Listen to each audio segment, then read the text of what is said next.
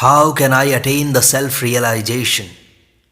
Maharshi explained that realization is nothing to be gained afresh. It is already there. All that is necessary is to get rid of the thought that I have not realized.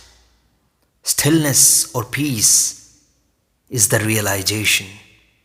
There is no movement when the self is not. So long as there is doubt or the feeling of non-realization, the attempt should be made to rid oneself of these thoughts. They are due to the identification of the self with the not self.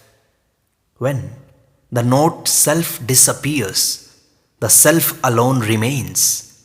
To make room, it is enough that the cramping be removed. Room is not brought in from elsewhere. So Maharshi, how shall I reach the self?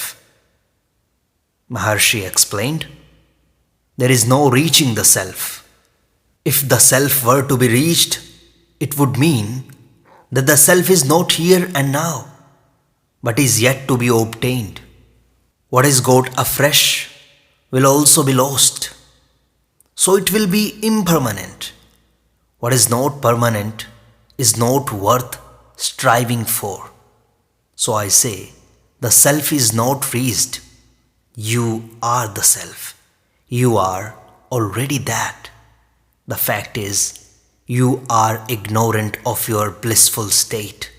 Ignorance supervenes and draws a veil over the pure self, which is bliss.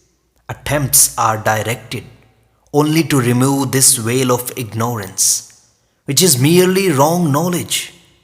The wrong knowledge is the false identification of the self with the body, mind, etc. This false identification must go, and then the self alone remains. Therefore, realization is for everyone. Realization makes no differences between aspirants.